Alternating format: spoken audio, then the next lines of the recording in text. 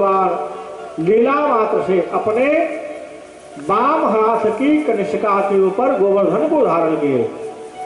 बोलिए भक्तवत्सल भगवान की जय। भगवान अपने बाएं हाथ से कनिष्का के ऊपर गोवर्धन को धारण किए हुए हैं। सभी बनवासी गोवर्धन के नीचे आए। देखकर बनवासी बड़े प्रसन्न हुए तो सबने गोवर्धन से प्रार्थना करी, हे गिरिराज प्रभु, हम आपके शरण में हैं, त्राहिमाम शरणागतः, हमारी रक्षा करिएगा। गोवर्धन गिरधारी जी सुध लेना हमारी, गोवर्धन गिरधारी जी सुध लेना हमारी। सभी ने प्रार्थना करे है गोवर्धन से, और भगवान श्री कृष्ण गोवर्धन को धारण करके यूं खड़े हैं। एक सप्ताह समय बीत गया और एक सप्ताह के बाद जो मां यशोदा ने देखा कि सभी लोग इतने आनंद मस्ती कर रहे हैं और हमारा कन्हैया अभी पुरुषोत्तम महीने में इनके आंगन में कथा हुई थी। बड़े भाव के साथ हम लोगों ने कथा का आनंद लिया। राम परिवार बड़े आनंद से कथा का सेवा हम लोगों का भाव के साथ आदर। आप सब के ऊपर परमात्मा कृपा बरसाए रखे। निरंतर आप सबके आंगन में प्रभु का यह मंगलमय वातावरण होता रहे, ऐसे मंगल कामना के साथ आप सभी को बहुत बहुत धन्यवाद।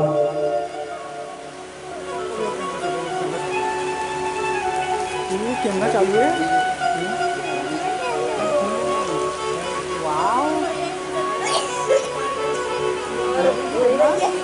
तो सभी बनवासियों ने भगवान श्री कृष्ण से प्रार्थना करी। मां यशोदा ने देखा तो कहा कि अरे लोग सब कितने स्वार्थी हो गए हो, सब अपना अपना सुख सुविधा देख रहे हो और हमारा कन्हैया गोवर्धन को धारण करके खड़ा है, जाओ सब उसकी सहायता करो। तो सभी ग्वाल बाल गए हैं और गिरिराज जी के नीचे अपने लठिया लगाया। एक ग्वाल के मन में बहुत भाव भर गया तो ग्वाल ने कहा कि लाला जा तो थोड़ी देर के लिए विश्राम कर लो, हमने अपनी लठिया के ऊपर गोवर्धन को धारण किया है, जाओ थोड़ी वो आराम करो। उस समय भगवान अपने सामर्थ्य का दर्शन कराए हैं।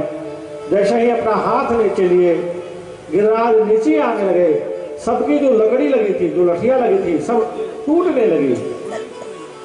सभी ग्वाल वालों ने चिल्लाया, कन्हैया कन्हैया अपना हाथ नीचे मत लेना, यदि तुमने अपना हाथ नीचे ले लिया तो हम सब दबकर मर जाएंगे। अब भगवान कृष्ण के सामर्थ्य का ज्ञान उन ग्वालों को हुआ है जिसको इंद्र मृत्युलोक का एक बालक मान रहे थे। उन प्रभु का ये सामर्थ्य का ज्ञान अब ना केवल ब्रजवासियों को हुआ, वो तो इंद्र को भी होने जा रहा है। सप्ताह दिन तक बारिश बरसती रही, मेघ बरसात बरसाते रहे। इंद्र ने सैनिकों से पूछा कि बहा दिया है ब्रज को? कहा कि महाराज क्षमा करना, बहाना तो दूर, यहाँ धूल उड़ रही है, रास्ते भी गीले नहीं हो रहे हैं। कहा कि अरे तुम प्रलय काल में हो, तुम ब्रज को बहाने गए थे। कहा कि महाराज वो तो ठीक है, पर हमारा सामर्थ्य हमें साथ नहीं दे रहा है। क्यों? कहा कि हम परमात्मा रूपी पावर हाउस से डिस्कनेक्ट हो गए, अलग हो गए। और बात भी सत्य है प्यारे, जो परमात्मा रूपी पावर हाउस से डिस्कनेक्ट हो जाता है, कहाँ उसके पास शक्ति रहती है, क्या काम कर पाएगा वो आदमी। अब इंद्र को अपनी असमर्थता का जो ज्ञान हुआ,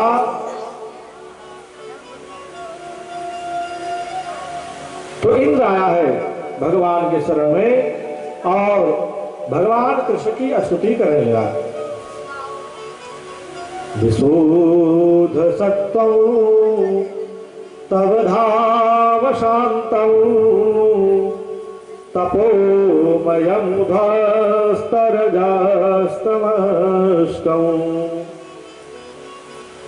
मायामयोऽयं गुणसंप्रवाहो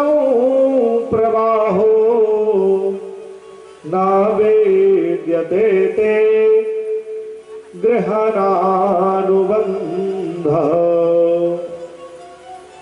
भगवान के शरण में आकर के देवराज इंद्र ने स्तुति करी कि प्रभु आपका सामर्थ्य यह है, आप संकल्प से सर्जन करते हैं संसार का, हमारे की हुई अपराध को आप क्षमा करिए, हम आपके शरण में हैं।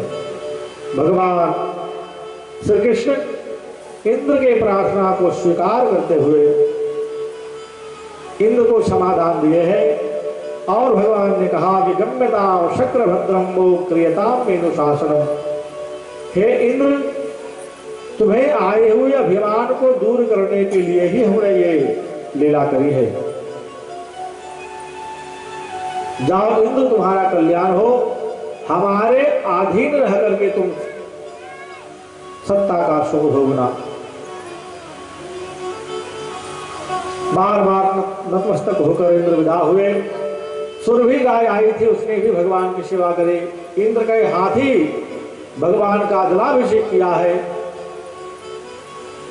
उस जल से ब्रज में राधा कुंड गोविंद कुंड का निर्माण हुआ। उसके बाद से सुखदेव जी महाराज कथा विस्तार करते हुए कहते हैं कि राजन, एक बार जब एकादशी का समय आया तो नंद बाबा एकादशी के व्रत किए हैं और रात्रि में जागरण किए। अरिगना आसुरी वेला प्रविष्टम मोदकम निशिः। मध्य रात्रि का समय हुआ तो नंद बाबा को समय का भान नहीं रहा और जमुना में स्नान करने के लिए गए हैं। मध्य रात्रि यानी 12:30 बजे के बाद जब नंद बाबा स्नान करने गए तो वरुण का दूत नंद बाबा का हरण करके ले गए हैं वरुण लोग। देखो, रात को 12:30 बजे से लेकर 11:30 बजे से लेकर 3:30 बजे तक का जो समय है वो आसुरी वेला है। रात में 11:30 के बाद 3:30 बजे तक कुछ खाना नहीं चाहिए, जलाशय में स्नान नहीं करना चाहिए। आज नंद बाबा मध्य रात्रि के समय में जब स्नान करने गए, इंद्र का दूत हरण करके लेकर गया है वरुण लोक में। भगवान श्री कृष्ण को जब पता चला तो भगवान गए हैं वरुण लोक, वहां भगवान का सुंदर स्वागत सम्मान हुआ और आगमन का जो कारण पूछा गया तो बाबा ने कहा, कन्हैया ने कहा, जिसे आप हरण करके लेकर आए हो ना, वो हमारे बाबा हैं। जब इंद्र को पता चला कि हमने भगवान श्री कृष्ण के बाबा का हरण किया है, ये अपराध है, ऐसा समझने के बाद भगवान से क्षमा याचना करते हुए इंद्र ने नंद बाबा को लौटाया, लेकिन सुंदर श्रृंगार करके लौटाए हैं। और नंद बाबा को लेकर जब वापस आए भगवान श्री कृष्ण, तब सारे ब्रज में चर्चा होने लगी, अरे भैया तुम मानो या ना मानो, ये कोई साधारण मनुष्य का पुत्र नहीं हो सकता। ये कृष्ण ये सब अमानुष कर्म कर रहा है। जो बाबा नंद जल में समाधित हो गए थे, वरुण जिसका हरण कर लिया था, उसे भी वरुण लोक से लेकर के आ गए हैं। ये किसी साधारण मनुष्य का सामर्थ्य नहीं हो सकता। तो सबने कहा कि चलो जाकर के नंद यशोदा से ही पूछते हैं। तो सभी ग्वाल वाल गए हैं नंद और यशोदा के पास। नंद बाबा और यशोदा मैया से पूछा कि बाबा सच सच बताइएगा, ये बेटा आपका ही है कि कहीं कहीं से मांग कर लाए हैं, किसी से छीन कर लाए हैं? महाराज मोल लिया है कि गोद लिया है? किसी से मांग कर लाए हो, किसी का छीन कर लाए हो? क्योंकि ये जो कर्म कर रहा है ये सब अमानुष कर्म कर रहा है, किसी साधारण मनुष्य का ये कर्म नहीं हो सकता। कभी तो अकेले गोवर्धन को धारण करता है, कभी वरुण लोक से अपने बाबा को भी लौटा कर ले आता है। ये कोई साधारण जीव का काम नहीं हो सकता है। उस समय नंद बाबा के सामने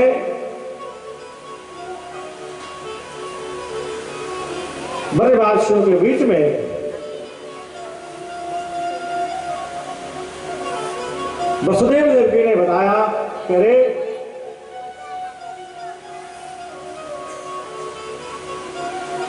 ये परमात्मा ही है, हर युग में इनका अवतरण होता है। गर्गाचार्य जी महाराज जब नामकरण करने के लिए आए थे, उन्होंने बताया था तुम्हारे पुत्र का अवतार हर युग में होता है, और नामकरण करने के समय हमने किसी को बुलाया नहीं था। यदि आप लोग उस समय आते तो नामकरण के समय इनका भविष्य कथन सुनते, और उस समय यदि सुनते तो ऐसा संशय आपके मन में नहीं होता। ये परमात्मा ही है। जब ब्रजवासियों को यह पता चला कि वैकुंठ वाले नाथ हम सब के बीच में कृपा करके पधारे हैं, तो सभी ब्रजवासियों ने निवेदन किया कि हे वैकुंठ वाले प्रभु, अरे अब कृपा करके हमारे पास आए ही हो तो थोड़ी और कृपा करते हुए आप हमें अपने वैकुंठ का भी दर्शन कराइए। जब बालों ने अपना मनोभाव प्रकट किया कि हमें वैकुंठ का दर्शन कराइए, तो भगवान दर्शयामास लोकस्वम गोपाणाम तमसा परम, सभी ब्रजवासियों को लेकर गए हैं भगवान वैकुंठ में, और सभी को वैकुंठ का दिव्य दर्शन कराए। पूरे वैकुंठ का दर्शन करके ब्रजवासी बड़े प्रसन्न हुए। भगवान ने पूछा है कि कहो अब कहाँ रहना चाहते हो, इसी वैकुंठ में रहोगे या कि मैं वृंदावन तुम्हें वापस पहुंचा दूं? ब्रजवासियों ने कहा कि कन्हैया तुम्हारा वैकुंठ भले ही बढ़िया है, सुंदर है, लेकिन हमें हमारा वैकुंठ ही हमारे लिए श्रेष्ठ है। क्यों? ब्रजवासियों ने कहा कि इस वैकुंठ में तुम राजाधिराज बनकर बैठे हो, यहाँ जो हम तुमसे मिलने जाते हैं तो हमें रोक दिया जाता है सैनिकों के द्वारा, तुम्हारे मिलन में यहाँ विक्षोभ हो जाता है। लेकिन हे गोविंद, तुम हमारे उस ब्रज में नित्य दिन हमारे साथ गाय चराने जाते हो, हम सब मिलकर वहां एक साथ खाते हैं, खेलते हैं, इसलिए हमारे उस ब्रज भूमि के सामने तुम्हारा यह वैकुंठ भी फीका है, इसलिए हमें हमारा वैकुंठ ही पहुंचा दो, वृंदावन ही पहुंचा दो।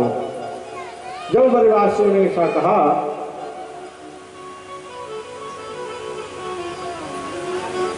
भगवान इस ब्रजवासियों के निष्काम संपन्न मन को देखा कि इसके मन में अब कोई कामना नहीं रहा, स्वर्ग की सुख भी जब इसके मन में कहीं स्थान बनाकर नहीं रह पाया है, तब भगवान जीव शिव को एकता का अवसर प्रदान कर दें। अब भगवान ने सोचा इन ब्रजवासियों के साथ रास खेला जाए। उस समय भगवान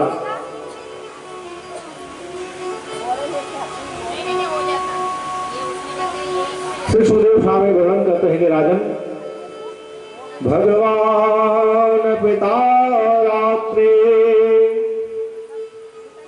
शरदोत फुल्ल मल्लिका विचरन्तुं मनश्चक्रे योग मायामुपाश्रिताः। ताह रात्रि आई, वह रात्रि आई जिसके लिए वचनबद्ध थे भगवान श्री कृष्ण। नंदव्रज कुमारिकाओं को जो भगवान ने वचन दिया था कि शरद पूर्णिमा में तुम्हारा हमारा मिलन होगा, वह रात्रि आई है।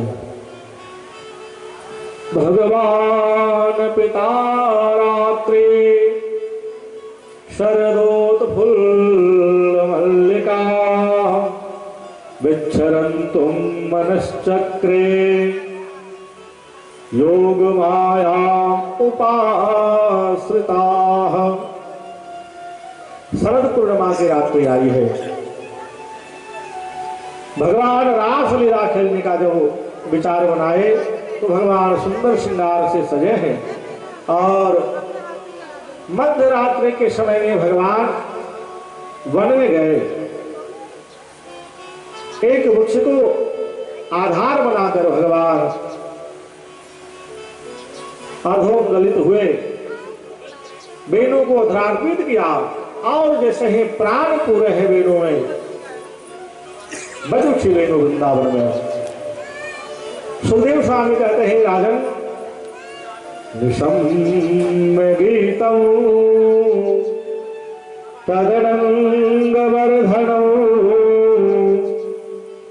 व्रज स्त्रियः कृष्ण गृहीत मानसाः आजगमुरन्यो नवलाक्षितोद्धरः शायात्र कांतो जवलोलकुंडलः। निषंग गीतम तदनंग वर्धनम। अनंग यानी काम, काम को बढ़ाने वाले वह वेणु गीत जब गोपियों ने सुना, ये कोई संसारिक काम की बात नहीं है, संसारिक कामना की बात नहीं है, क्योंकि कृष्ण कैसे हैं, गोपियों के मन को जिन्होंने पकड़ रखा है। अब गोपियों के मन में यदि कृष्ण बैठे हैं, परमात्मा गोपियों के मन को पकड़ रखे हैं, तो उन ब्रजाओं के मन में कामना है, लेकिन कोई लौकिक कामना नहीं रही, संसारिक कामना नहीं है। कामना है परमात्मा के साथ मिलन करने की, रास खेलने की।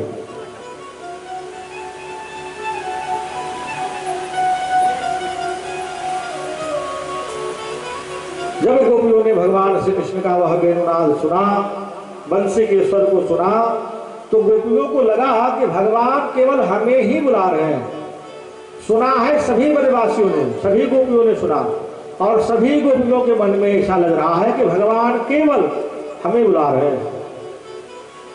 तो सभी गोपियां जो जिस काम में थी उस काम को छोड़कर दौड़ी है भगवान कृष्ण से मिलने के लिए। कोई अपने घर को लीप रही थी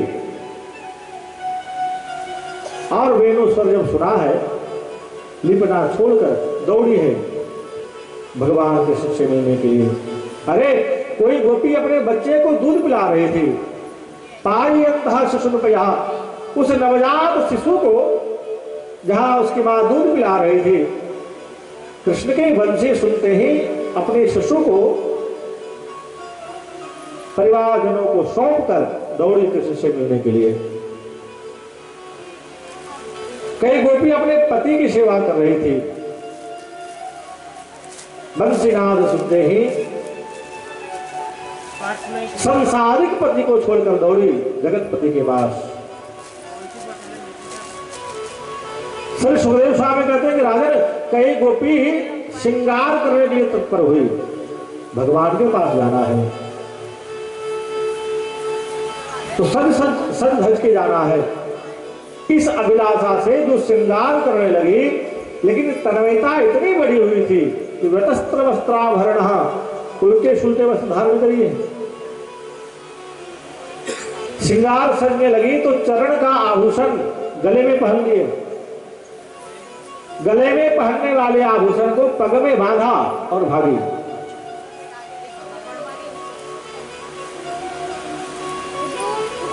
सुखदेव जी कहते बरखिर होठ में लगाने वाले उस लालिमा को गोपियों ने आंखों में लगाया। आंखें में लगाने वाली उस सुरमा होठ पे लगाकर भागी है। तन्मयता इतनी बढ़ गई थी कृष्ण के प्रति, इतनी आतुर हो गई थी, परमात्मा के पुकार को सुनकर अपने आप को रोक नहीं पाई, दौड़ी है कृष्ण से मिलने के लिए। और जब सभी गोपियां गई, मध्यरात्रि का समय था, भगवान वेणुनाद कर रहे थे, बंसी बजाते बजाते बजाते भगवान ने जब देखा कि अनेकों गोपियां आई हुई है, उस समय भगवान सबसे पहले उन ब्रजांगनाओं को सुंदर सम्मान दिए हैं, आदर किए। स्वागतम वो महाभागः प्रियं किं करवाणि वा ब्रजस्यानामयं कश्चित्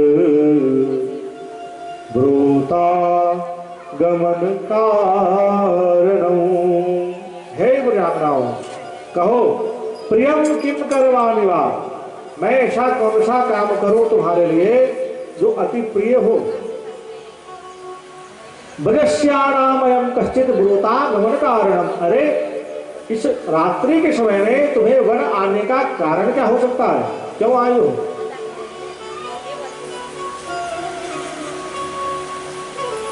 गोपियों को लगा के लो अभी अभी तो बंसी बजा करके हमें बुलाए हैं, और जब माँ आ गई इनके बाद तो तुरंत पूछ रहे हैं कि क्यों आई हो? नाथ आपने ही तो हमें बुलाया है। उस समय भगवान उपदेश देते रहे, करे ये रात्रि के समय है, रात्रि के समय में पति शुश्रूषण स्त्रीणाम परो धर्मो हेमाया। रात्रि के समय में सभी स्त्रियों का परम धर्म है वह अपने पति की सेवा करे। भगवान ने कहा, अरे ब्रजांगनाओं, पति शुश्रूषण स्त्रीणाम परो धर्मो ह्यमायया तद्बन्धूनां च कल्याणं प्रजानां चानुपोषणम्। स्त्रियों का परम धर्म है वह अपने पति की सेवा करे। देखो ये बात भगवान श्री कृष्ण यहाँ भागवत में गोपियों को समझा रहे हैं कि स्त्री का परम धर्म है पति की सेवा करना। और यही बात रामचरितमानस में भगवती पार्वती को उनकी मां मैना समझाती है। जब पार्वती जी का विवाह संपन्न हुआ और डोली में बैठकर ससुराल जाने लगी, तब मां मैना ने कहा कि बेटी, अपने पिता के घर को छोड़कर पति के घर जा रही हो, तो बेटे एक बात का ध्यान रखना। हाँ माँ, क्या करना है? उस समय मैना ने कहा कि बेटी, करहूं सदा कर पद पूजा, नारी धर्म पति देव न दूजा। करहूं सदा कर पद पूजा, नारी धर्म पति देव न दूजा। करहूं सदा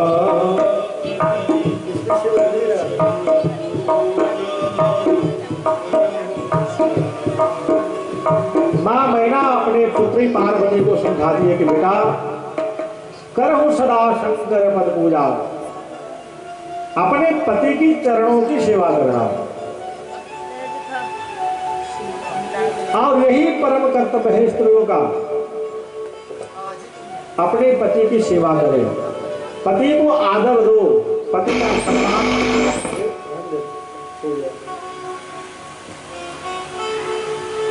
पति को आदर दो।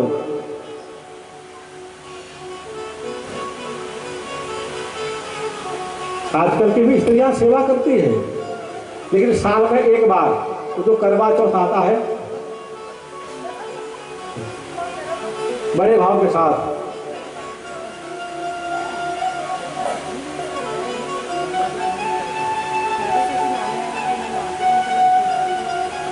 एक युवक ने कहा कि पूरे साल तो इतना परेशान करते हो कि शांति से जी भी नहीं सकता हूं, लेकिन करवा चौथ करके तुम हमें जो नया जीवन देती हो उससे कारण मैं मर भी नहीं सकता हूं। क्या तो शांति से जीने दो या फिर शांति से मरने दो। ना तो शांति से जीने दे पा रही है, ना तो शांति से मरने दे पा रही है।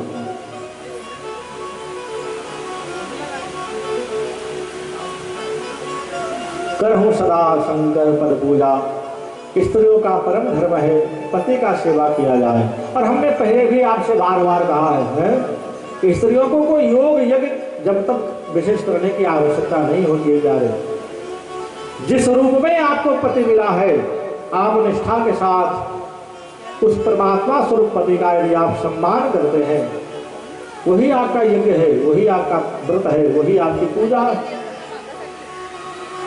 आप जरा सोचिए, उस करवा चौथ में एक दिन आप पति के लिए उपवास करते हैं, उनको आदर देते हैं, सम्मान करते हैं, तो आपको कुछ ना कुछ मिलता है, आप प्रसन्न होते हैं। क्या आपको ऐसा नहीं लगता कि ये आदर हम पूरे साल करें, ये सम्मान हम पूरे साल दें, ऐसा नियम हम पूरे साल करें ताकि सदैव पतिदेव हमारे प्रसन्न रहें। तो पार्वती को उनकी मां मैना समझाती है, यहाँ भगवान कृष्ण ब्रजांगनाओं को समझाते हैं, पति सुस्त्रोषणम स्त्रीणाम परो धर्मो हेमाया, अपने पति की सेवा करना। बहुत सुंदर उपदेश देते देते भगवान ने उन ब्रजांगनाओं से कहा कि अरे क्यों आई हो, अपने घर को छोड़कर चले जाओ, सब अपने अपने घर वापस चले जाओ। सुनकर गोपियां बहुत व्याकुल हुई, अरे एक तो बंसी बजाकर हमें बुलाया है, तुम्हारे कारण हम पुत्र परिवार को छोड़ दिए। हे नाथ, तुम हमें स्वीकार करोगे, इस भरोसा से हमने संसार को छोड़ा, परिवार को छोड़ा, और अब तुम हमें छोड़ना चाह रहे हो। हे नाथ, मैवं विभोर्हति भवान गदितुं नृशंसं संत्यज्य सर्व विषया तव पादमूलम् धर्माभजश्च दुर्वा गृहमातजास्मिन् देवो यथादिपुरुषो भजते मुमुक्षुम् देवो यथादिपुरुषो भजते मुमुक्षुम्। ब्रजांगनाओं ने कहा कि हे गोविंद, मात जासवान, हमारा त्याग मत करिए, क्योंकि सब कुछ छोड़कर तुम्हारे शरण में आए हैं। नाथ, हमें कबूल करो। बहुत प्रकार से परमात्मा परीक्षा लिए हैं उन ब्रजांगनाओं को। ध्यान रखना, भक्ति के पथ पर यदि चलोगे प्यारे, तो परमात्मा इतने सहजता से स्वीकार नहीं करते, तुम्हें बहुत प्रकार की परीक्षा देना पड़ेगा।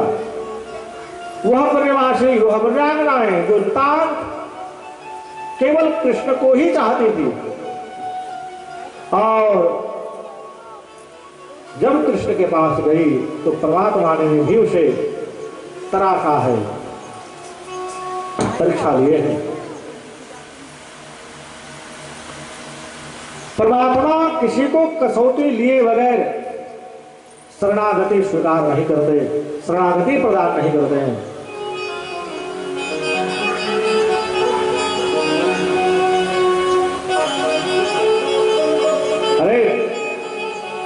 एक संसारिक गुरु जिसे आप टीचर कहते हो,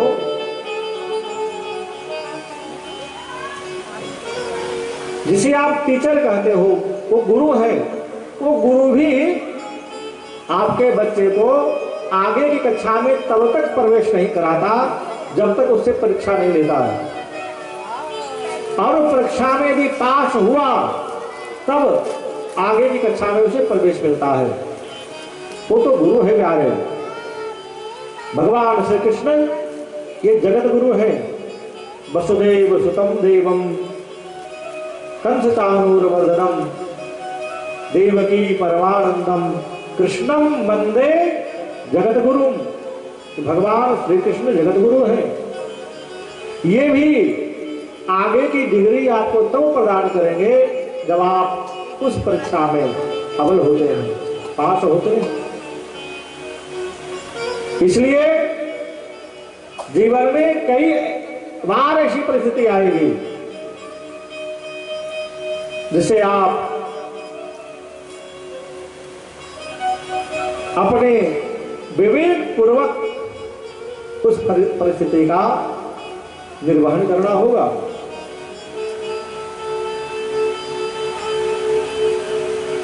कि हाँ, बहुत प्रकार से जब गोपियों की परीक्षा लिए, गोपियों ने कहा कन्हैया से कि कृष्ण तुम हमें क्या धर्म की बात सिखा रहे हो। देखो, जहां कहीं सभा लगती है तो सभा में बहुत प्रकार की बातें होती है, लेकिन अंत में जो बात कहा जाता है वो फाइनल माना जाता है। आपने गीता में बहुत प्रकार की बातें करी है,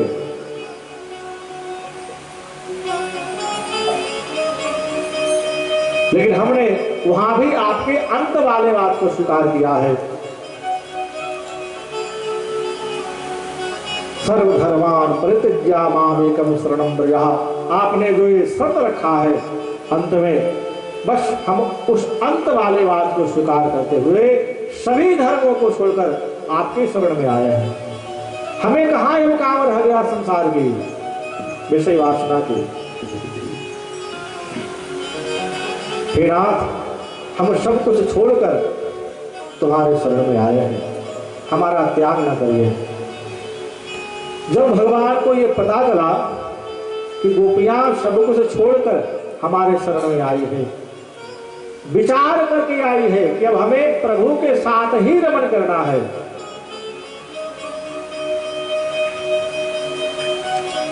हम राम जी के राम जी हमारे हैं, जहां ये निर्णय हो गया है, निश्चित हो गया है, तब परमात्मा स्वीकारते हैं। हमने पहले भी कहा है आपसे कि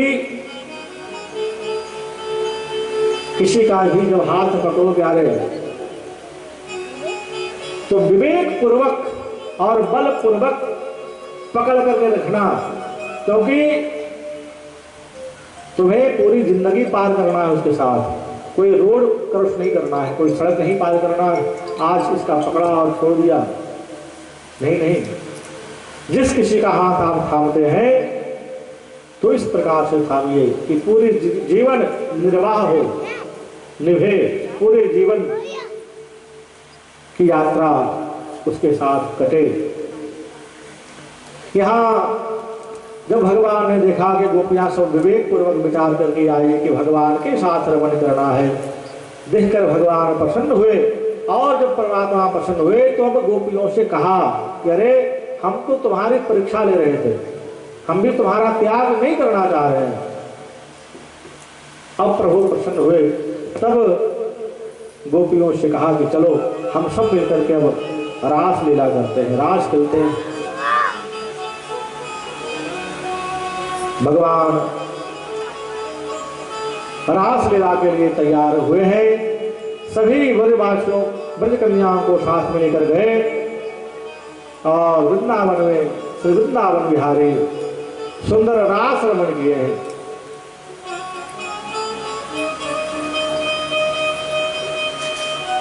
कि हम लोग जो रासलीला खेलते हैं ना, वैसी रासलीला नहीं है। ये मर्यादा से संपन्न, मर्यादा से विभूषित ये रासलीला है। आज कितनी विकृति हुई हमारे समाज में हो तो देखिए, हम जगदम्बा की सेवा करते हैं, नवरात्रि में रास गरबा खेलने जाते हैं, लेकिन वहां भी पिक्चर के गाने बजाए जाते हैं। कभी कभी वैसे आयतों के ऊपर भी डंडा बरसना चाहिए कि दादी के नाम रख रहा है माता की उपासना का और बजा रहे हो पिक्चर के गाने। लेकिन कौन समझाए, धर्म इतना निर्बल हो चुका है कि कोई कुछ भी कह दे, धर्म के नाम पर कुछ भी बजाए, कोई बोलने वाला नहीं है। तुम जगदम्बा की उपासना कर रहे हो, माता की भक्ति कर रहे हो, और वहां डीजे और डांस बजा रहे हो।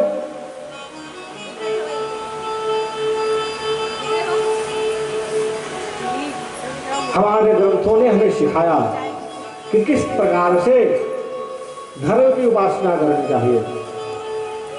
जब गोपियां गई हैं अपने घर से रास खेलने के लिए तो कोई श्रृंगार नहीं करिए, जो जिस अवस्था में थी भगवान के बंसीनाद सुनी है और दौड़ पड़ी कृष्ण से मिलने के लिए।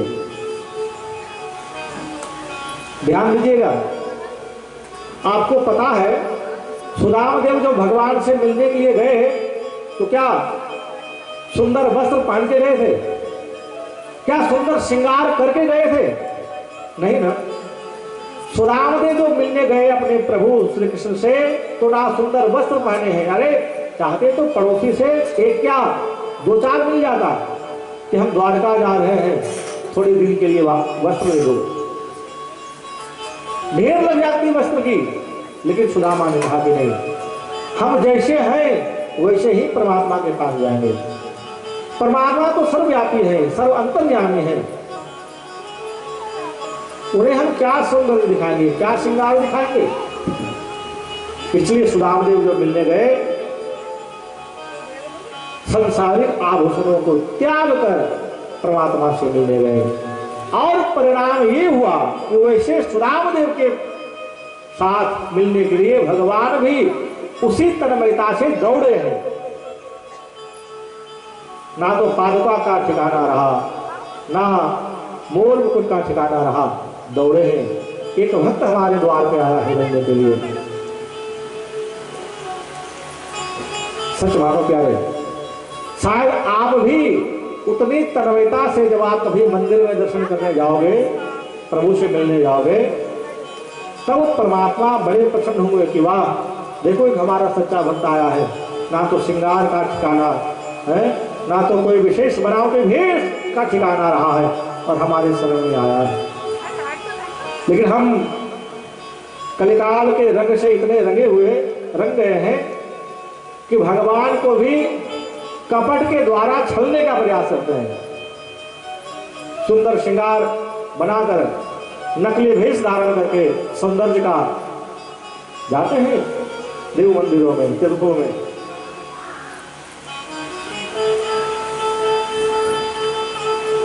आज के हमारे युवाओं में जो विकृति आई है, ऐसे कटे फटे वस्त्र पहनते हैं, वो तो अच्छा है, कई कई धर्म वाले ने थोड़ा रोक लगाया है कि सुदामा की तरह जाओ, हम फटे वस्त्र में भी प्रवेश देंगे, लेकिन तुम्हारा तो फटा हाल हो तब ना। तुम तो संपत्ति से संपन्न हो और ऐसे कटे फटे वस्त्र पहनकर आते हो तीर्थों में, देवालय में। ये भक्ति नहीं है प्यारे, ये भक्तों को भी भटकाने का तुम काम कर रहे हो। ये शास्त्र हमें बहुत कुछ सिखाने के लिए तैयार है, लेकिन हम थोड़ा समय निकालें तब ना।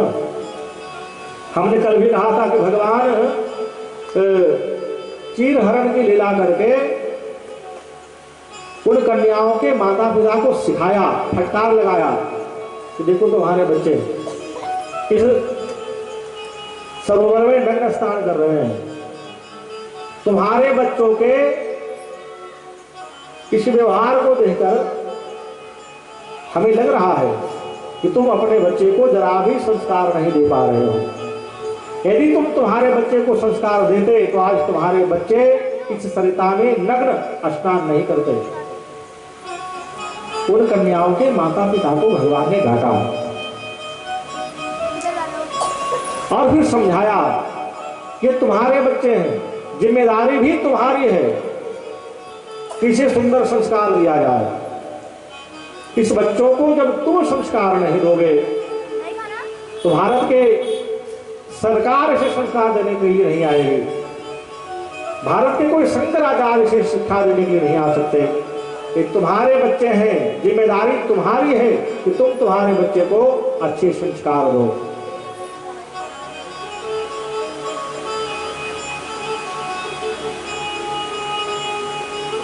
तो भगवान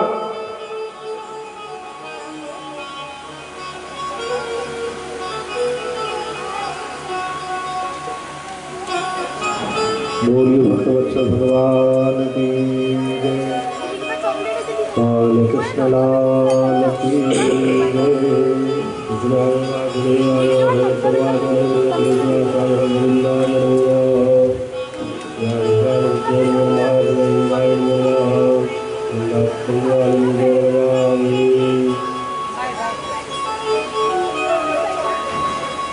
श्री सुखदेव स्वामी कहते कि राजन, भगवान रास लीला करने के लिए तैयार हुए उन ब्रजांगनाओं के भाव को देखकर, और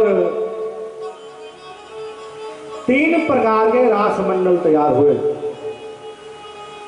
पहले प्रकार के रास मंडल में जितनी गोपियां थी, भगवान एको हम बहुश्यामा कह करके एक से अनेक बने भगवान, और जितनी ब्रजांगनाएं थी, जितनी कन्याएं थी, उतने ही भगवान कृष्ण बने, और सभी के साथ व्यक्तिगत मिलन दिए भगवान, और रास लीला शुरू हुई वृंदावन में। बोली रासेश्वर भगवान की जय।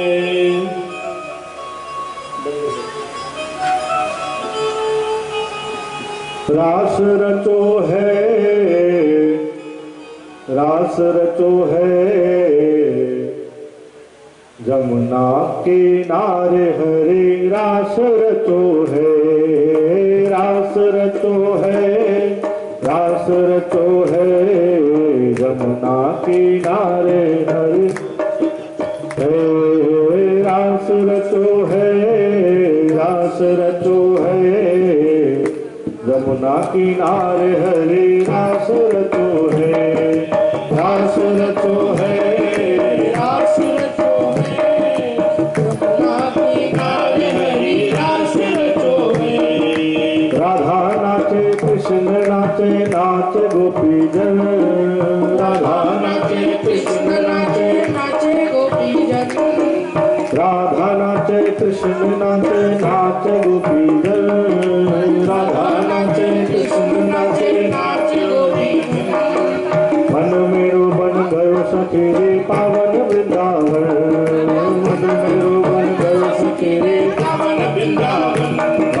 रास रचो है, रास रचो है जमुना किनारे हरे, रास रचो है, रास रचो है, रास रचो है जमुना किनारे हरे, रास रचो है, रास रचो है, रास रचो है जमुना किनारे हरे, रास रचो है, रास रचो, रास रचो है जमुना किनारे हरे, रास रचो है, रास रचो है, रास रचो है जमुना किनारे हरे, रास रचो है, जमुना किनारे हरे, रास रचो है।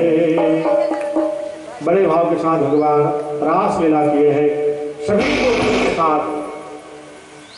जितनी ब्रजांगनाएं थी उतने ही भगवान कृष्ण बने, सबके साथ गलबहिया डालकर भगवान और भी नृत्य कर रहे थे।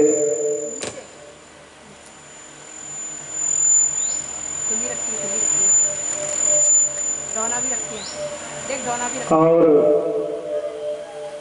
रास लीला करते करते उन ब्रजांगनाओं के मन में देहाभिमान हुआ, अहंकार आया। कि देखो तो सही, भगवान केवल हमारे साथ लीला कर रहे हैं, नृत्य कर रहे हैं, खेल रहे थे सबके साथ, और सबके मन में ये अभिमान आया कि भगवान केवल हमारे साथ खेल रहे हैं, और हमारे साथ खेल रहे हैं तो कोई ऐसे ही थोड़ी खेल रहे हैं, हम सबसे सुंदरी हैं, हम सबसे श्रेष्ठ हैं, ये देहाभिमान उन सभी गोपियों के मन में हुआ। परमात्मा के ऊपर जब तक ध्यान था तब तक तो भगवान रास चल रहे थे। जब परमात्मा से ध्यान हटकर अपने स्वरूप के ऊपर गया है तो भगवान तासाम तत्सौ भगवदम वृक्षमानम तकेशवः प्रमादाया प्रसादाया तत्रैवांतर्धीयतः, भगवान उस रास मंडल से अंतर ध्यान हो गए।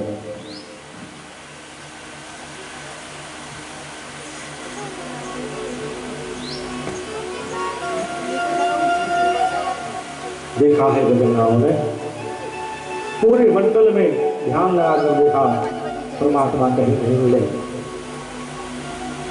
कृष्ण कृष्ण पुकारने लगी, जब कहीं परमात्मा नहीं मिले तब गोपियां बहुत व्याकुल हुई।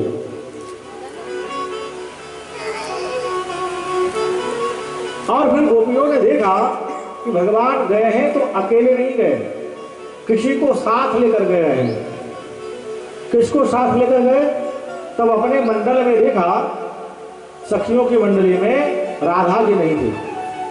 तब गोपियों को यह पता चला कि भगवान अकेले नहीं गई, श्री राधा जी को साथ लेकर के गए हैं। अरिया आराधितानुनम भगवान हरीश्वर, आराधिता शब्द में राधा जी को छुपाया हुआ है और भगवान राधे जी को साथ लेकर गए थे। यहाँ तो कृष्ण के वियोग में सभी गोपियां व्याकुल हुई और राधा जी को लेकर भगवान जा रहे थे तो राधा जी के मन में भी अभिमान आया। मानस में तुलसीदास जी महाराज बड़े स्पष्ट शब्दों में लिखे हैं, अस नहीं को जन्मा जग माही प्रभुता पाही जाही मद नाही। संसार में ऐसा कोई जन्म ही लिया है जिसको पद प्रतिष्ठा मिल जाए और अभिमान नहीं आया। सबको छोड़कर जब राधा जी को लेकर के जा रहे थे भगवान,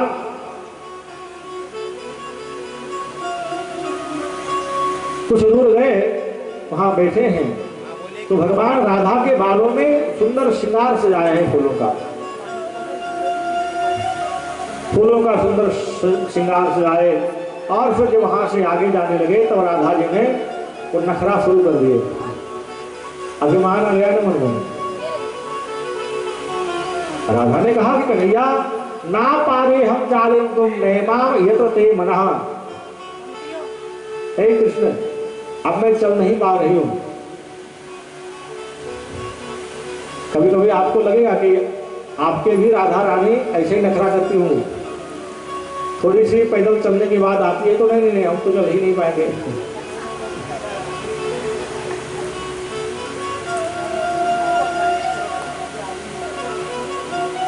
राधा जी ने नखरा शुरू कर दी कि कृष्ण हम चल नहीं पा रहे हैं। तो कन्हैया ने कहा कि ऐसा करते हैं ना, दोनों यहाँ बैठते हैं, थोड़ी देर विश्राम कर लेते हैं, थकावट मिट जाएगी तब आगे चलेंगे।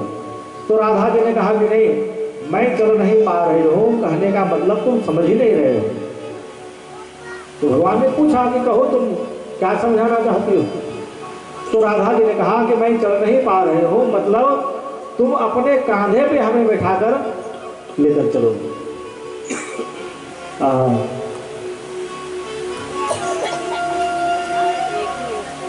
और कितने भक्ताधीन होते हैं भगवान, हो देखिए कितने कृपालुता का सागर है, कितनी कृपा बरसाते हो। देखिए जब राधा जी ने भाव प्रकट किया उस समय भगवान एक बार को मुस्कुरा दीजिए कि राधा जी तुम्हें और अपने कांधों पर, अच्छा ठीक है आ जाओ।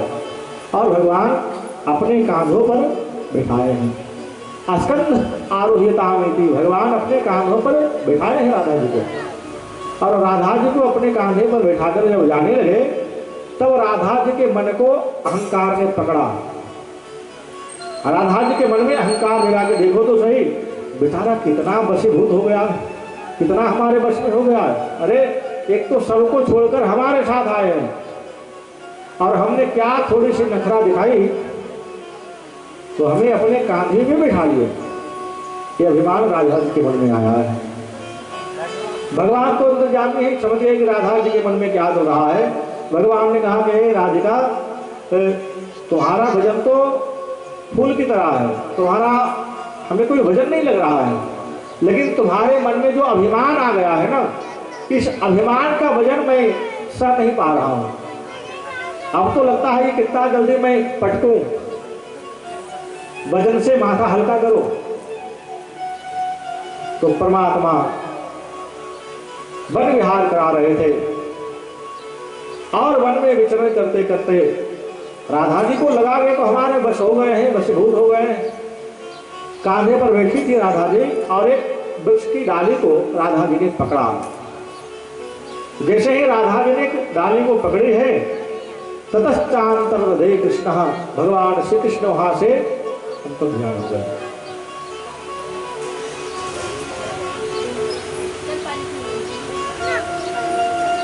ये कोई वृक्ष की डाली नहीं है, हकीकत में ये आशा की डाली है। हम सब भी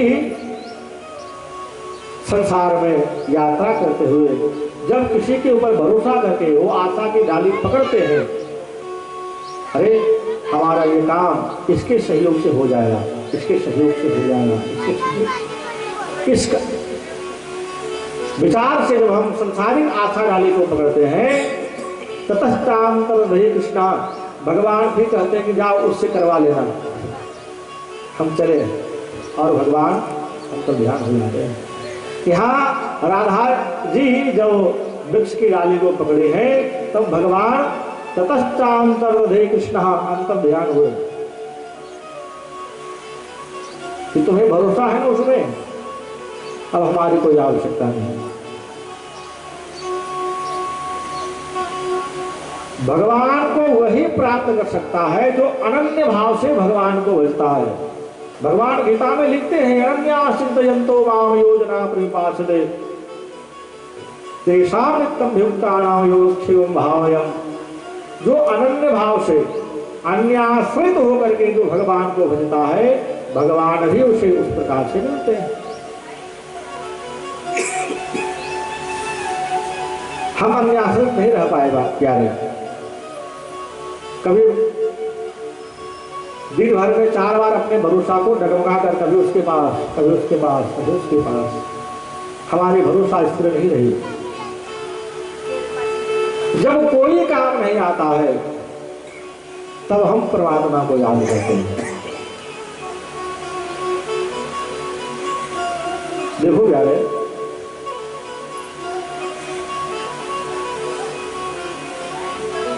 परमात्मा प्रसन्न होते हैं लेकिन उन्हें भी खिलता हुआ गुलाब पसंद है ना।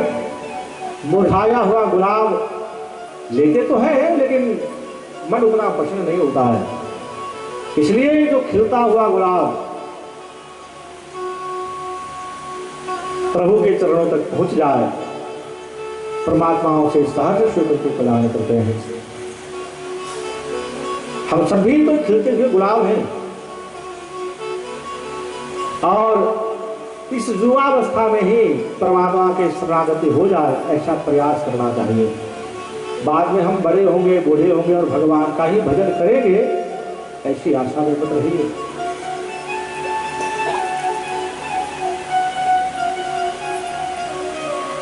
यहाँ भगवान अंतर ध्यान हुए, राधा जी व्याकुल हुए, परमात्मा को पुकारने लगे, हा नाथ रमण पृष्ठा क्वासी क्वासी महाभुजा, हे नाथ, हे गोविंद, कहाँ हो, हमें दर्शन दो। भगवान नहीं आए। रात्रि का समय है। रात्रि के समय में परमात्मा जब अंतर ध्यान हुए, राधा जी व्याकुल हुई और व्याकुलता के कारण रोने लगे। कृष्ण को पुकारने लगी, हे कृष्ण कैसे मिलन हो तेरा मोहन जरा बता दे, अब कैसे मिलन हो तेरा। हे प्यारे, एक बार तो तुम कृपा करके मिले ही थे, हमारे विवाह के कारण हमने आपको खो दिया, हमने ही आपको गवाया है। आप तो मिले ही थे, कृपा करके मिले थे, लेकिन नाथ अब अपराध हुआ है, तो मार्ग ही तो बताइए, मार्गदर्शन ही तो करिए। अब कैसे मिलन हो तेरा मोहन जरा बता दे, कैसे मिलन हो तेरा मोहन जरा बता दे, कैसे मिलन हो तेरा मोहन जरा बता दे, कैसे मिलन हो तेरा मोहन जरा बता दे, मुझको मेरे करम की ऐसी तो ना सजा दे, मुझको मेरे करम की ऐसी तो ना सजा दे, हाँ मुझको मेरे करम की ऐसी तो ना सजा दे, मुझको मेरे करम की ऐसी तो ना सजा दे, हाँ कैसे मिलन हो तेरा मोहन जरा बता दे, कैसे मिलन हो तेरा मोहन जरा बता दे, हाँ कैसे मिलन हो तेरा मोहन जरा बता दे, कैसे मिलन हो तेरा मोहन जरा बता दे। बड़े भाव से सभी व्याख्याओं ने प्रभु को पुकारा है, परमात्मा आए नहीं, व्याकुलता और बढ़ गई, रो रही थी राधा जी, वन में अकेली, रात्रि का समय है और सभी परिवाराएं ढूंढ रही थी, ढूंढती ढूंढती जब राधा जी ने समीप आई, उन्होंने कहा, जब आवाज सभी परिवाराओं ने सुना तो लगा कि अरे यहाँ इस जंगल में कौन रो रही है, और जब जाकर के देखा तो राधा जी उस डाली को पकड़कर लटक रही थी, दौड़ कर गई है सभी सखियां, राधा जी को नीचे उतारा और कहा कि अरे राधिका, हम सब भगवान के साथ रास खेल रहे थे और तुम अकेले लेकर भगवान को उधर भाग गई।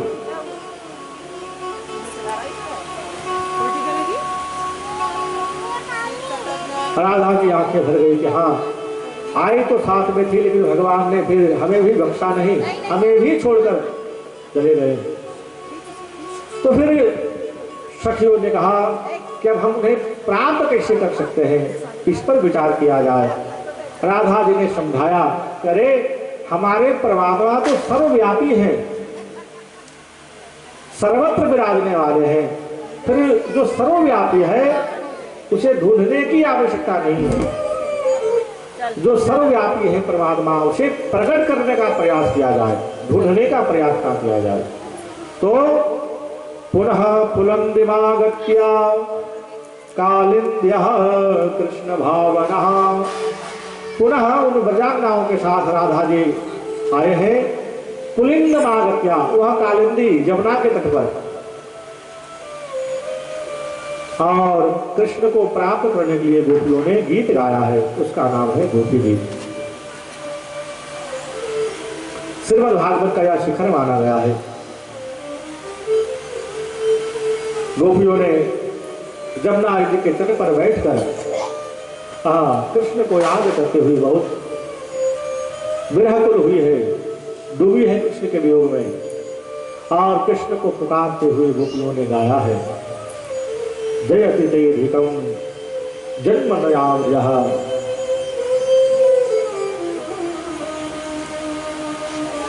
जयति ते अधिकम जन्मनाव्यः। हे कृष्ण, तुम्हारे प्रागट्य के कारण ब्रज की शोभा बहुत बढ़ गई है। श्रयत इंदिरा शश्वदत्र ही, ये इंदिरा रमा लक्ष्मी तुम्हारे प्रागट्य के कारण अब यही विराजमान हो गई है। हे नाथ, मैं तुम्हारा हूं। जब तक मन में अहंकार था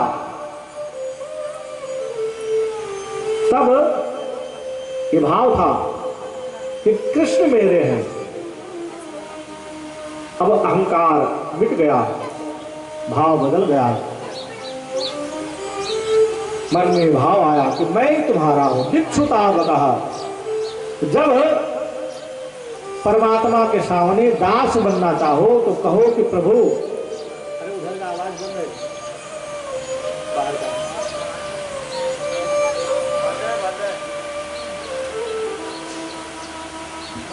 राधे श्री राधे।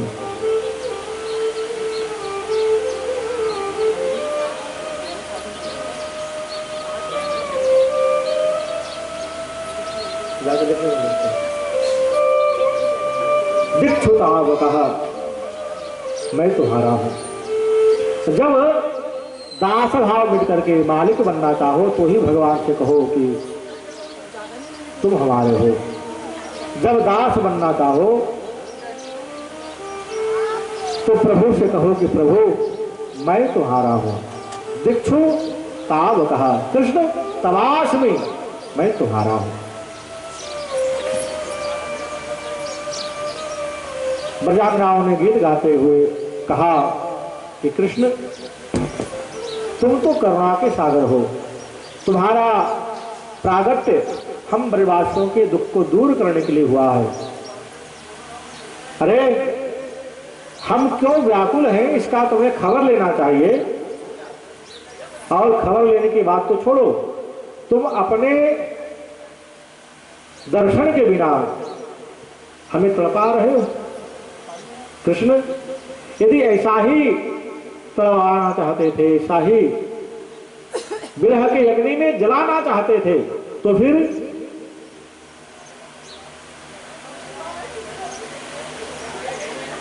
वर्षा से, दावा अग्नि से हमारे रक्षा क्यों की। हे कृष्ण हमें दर्शन दो। बार बार कृष्ण के वियोग में कृष्ण का नाम ले लेकर गोपियां कृष्ण को पुकारती है। अति व्याकुल हुई तो ब्रजांगनाओं ने कहा कि कृष्ण आप क्या जानते श्याम सुंदर, कैसे तुम बिन जिए जा रहे हैं। तेरे मिलने की उम्मीद लेकर गम के आंसू पिए जा रहे हैं। आप क्या जानते श्याम सुंदर, कैसे तुम बिन जिए जा रहे हैं। आप क्या जानते श्याम सुंदर, आप क्या जानते श्याम सुंदर, कैसे तुम जिए जा रहे हैं। कैसे तुम बिन जिए जा रहे हैं। तेरे मिलने की उम्मीद लेकर, तेरे मिलने की उम्मीद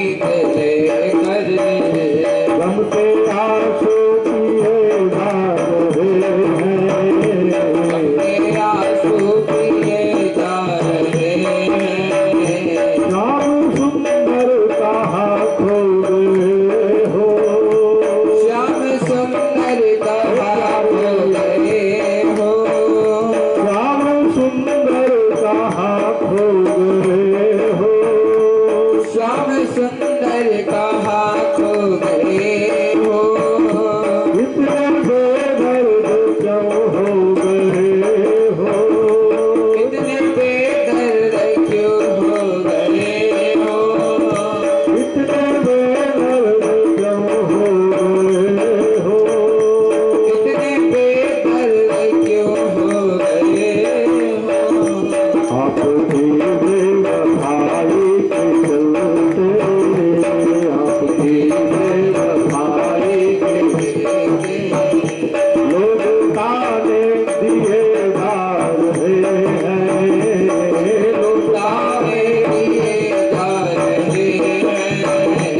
अब क्या जानते श्याम सुंदर, अब क्या जानते श्याम सुंदर, कैसे तुम बिन दिए जा रहे हैं, कैसे तुम बिन दिए जा रहे हैं। मिलने की उम्मीद लेकर, मिलने की उम्मीद लेकर सबके आंसू पिए जा रहे हैं, सबके आंसू पिए जा रहे हैं। अब क्या जानते श्याम सुंदर, अब क्या जानते श्याम सुंदर, अब क्या जानते श्याम सुंदर, अब क्या जानते श्याम सुंदर। कैसे तो बिन दिए जा रहे हैं, कैसे तुम बिन दिए जा रहे हैं, कैसे तुम बिन दिए जा रहे हैं, कैसे तुम बिन दिए जा रहे हैं। आप क्या जानते श्याम सुंदर, क्या जानते श्याम सुंदर। सभी व्यक्तियों गोपियों ने बहुत व्याकुल भाव के साथ कृष्ण को पुकारा है। जो गीत गा रहे थे, जब तक शब्द सहयोग दे रहे थे, गीत गाते रहे। एक समय आया, शब्दों ने सहयोग देना बंद कर दिया, तो गीत रुदन में बदल गया। इति गोप्यः प्रगायन्त्यः प्रलय पंत्रस्त चित्रधाः रुरुदुः सुस्वरम राजन। बड़े उच्च स्वर के साथ आतुर होकर के गोपियों ने रोना शुरू किया। जब तक गा पा रही थी गाती रही, गाती रही।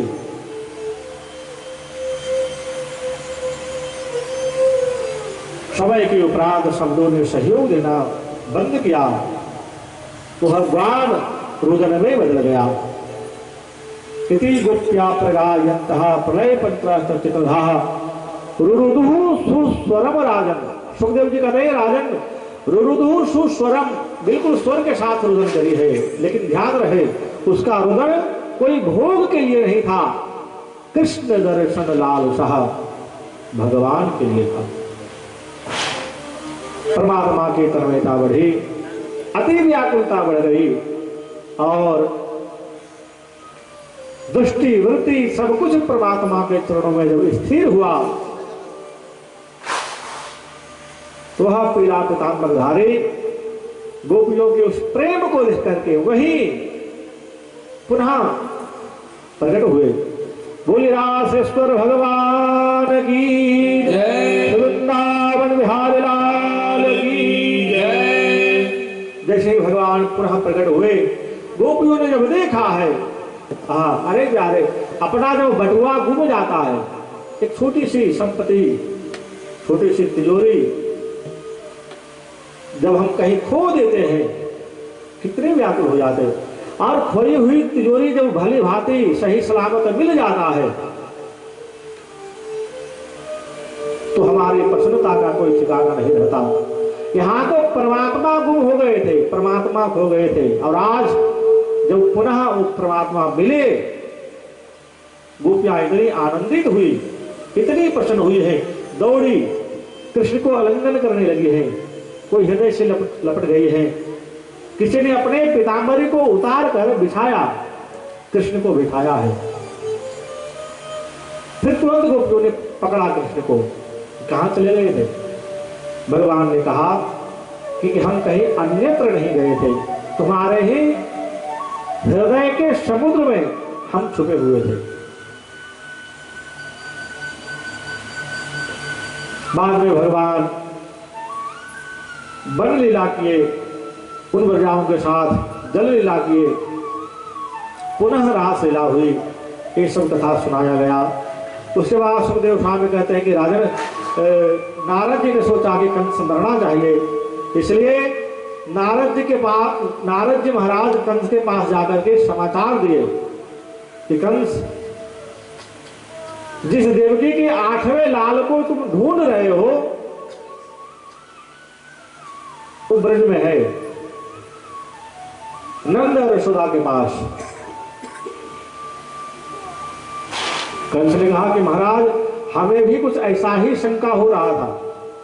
कहा कि ये शंका की बात नहीं है राजन, नंद यशोदा का जो पुत्र है कृष्ण, वो देवकी वसुदेव का ही 8वां गर्भ है। जब नारद जी से संवाद समाचार मिला है, पता चला, तब कृष्ण को मारने के लिए कंस यज्ञ का आयोजन किया है, धनुष यज्ञ का आरंभ किया है। कृष्ण और राव को लेने के लिए क्रूर जी को भेजा।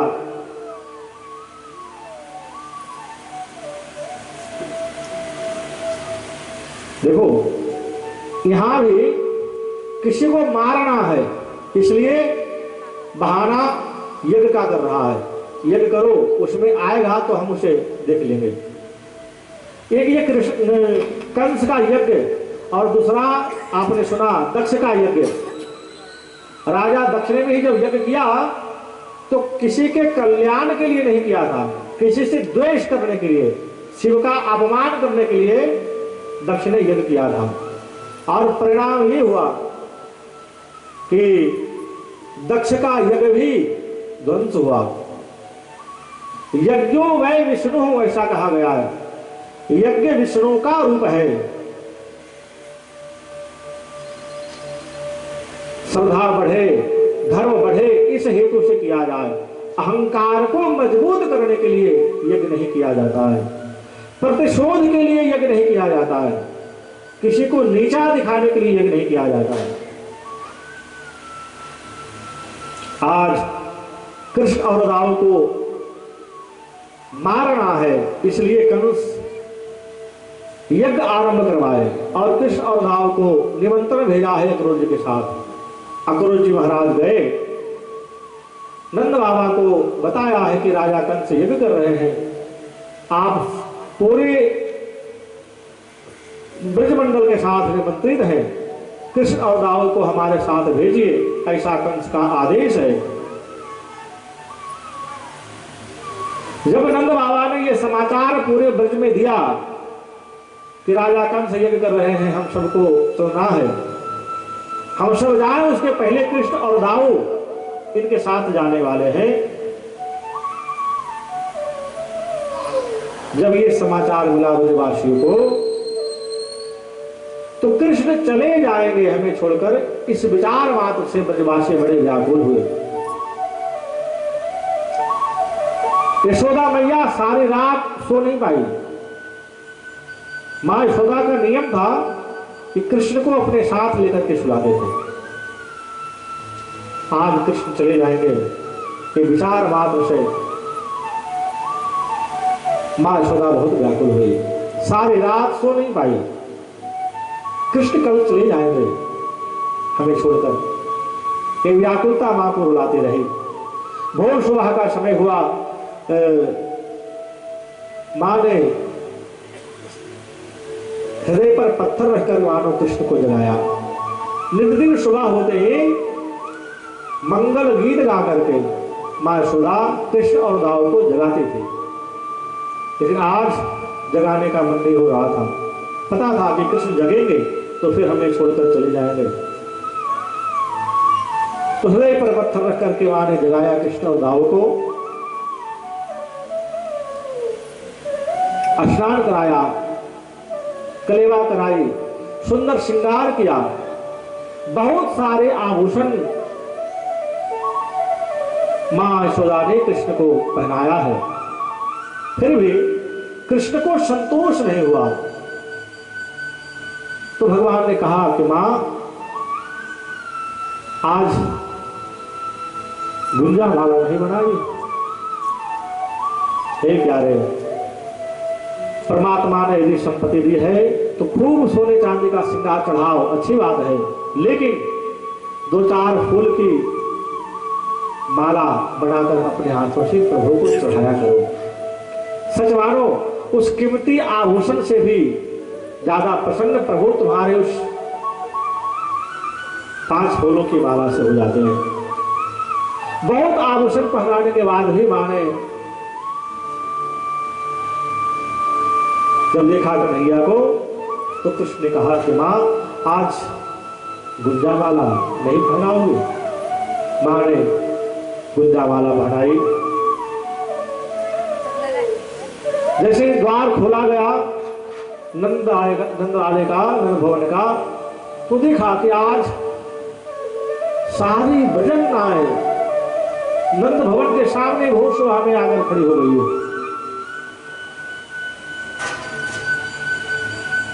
अक्रूर जी लेने आए थे। जब इस बात का पता चला तो सभी ब्रजांगनाओं ने पहले परमात्मा को खूब उलाहना दिया है। अहो विधातास्तव क्वचिद्दयाः संयोग मैत्रा प्रणयेन देहिनाः तां चाकृतार्थान् व्योनं च पार्थकम् विक्रीडितं तेर्भकचेष्टिकं यथा। परमात्मा को उलाहना देते हुए कहा, हे विधाता, क्या तुम्हें जरा भी दया नहीं है, जरा भी रहम नहीं है तुम में? अरे कभी तो तुम प्राणियों का मिलन कराते हो और अभी मिलन करने के बाद आदमी को तृप्ति भी नहीं हुआ और तुम विक्षोभ करा देते हो, अलग करा देते हो। कई गोपी ने अक्रूर जी को देखा तो उलाहना देने लगे, अरे इसका नाम अक्रूर किसने रखा है? ये तो बड़ा क्रूर है, हमसे हमारे कृष्ण को छीनने आया है। अक्रूर जी कुछ बोले नहीं, कन्हैया के पास गए कि लाला, ये ब्रजवासी बेचारे हम पे गर्म हो रही है, समझाओ उसे। भगवान ने उस ब्रजांगनाओं को समझाया कि अरे देखो, तुम्हारा हमारा तो नित्य दिन का मिलन है, अब हमें हमारा कर्तव्य पुकार रहा है, हमें जाने दिया जाए। हम सारे संसार को नचाने वाले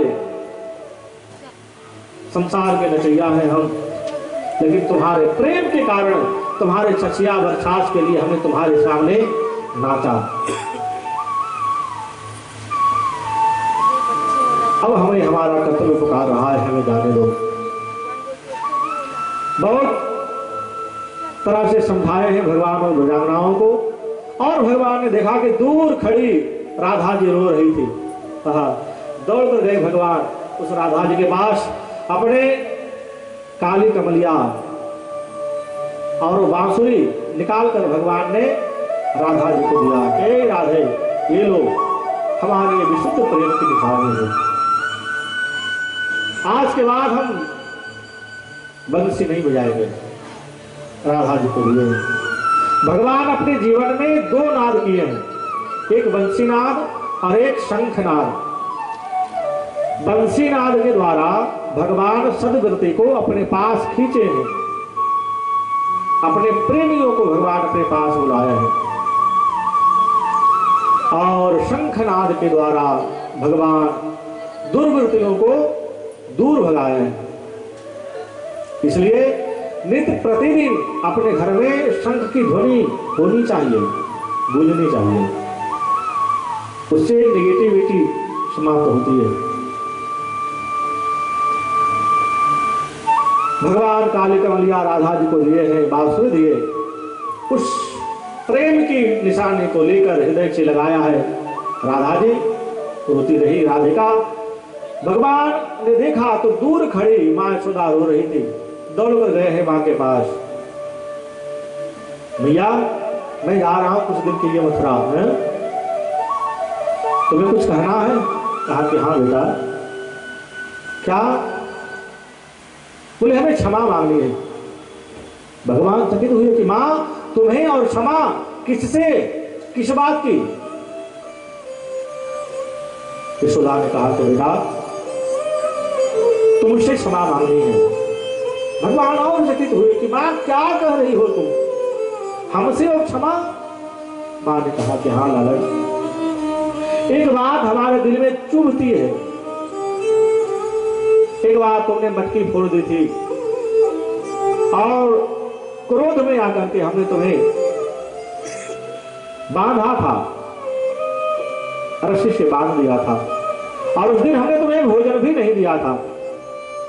ये बात हमारे दिल में चुभ रही है नंदलाल, और अब तो तुम इस मां को छोड़कर जा रहे हो मथुरा। तो इस बात को भूल जाना नंदलाल कि हमने तुम्हें कभी बांधा था। नयन भर आए भगवान के। मां से कहा कि मां संसार में आज तक मुझे कोई बांध नहीं पाया, तुम्हारे प्रेम के कारण हम बंध गए, तुम्हारे प्रेम ने हमें बांध दिया।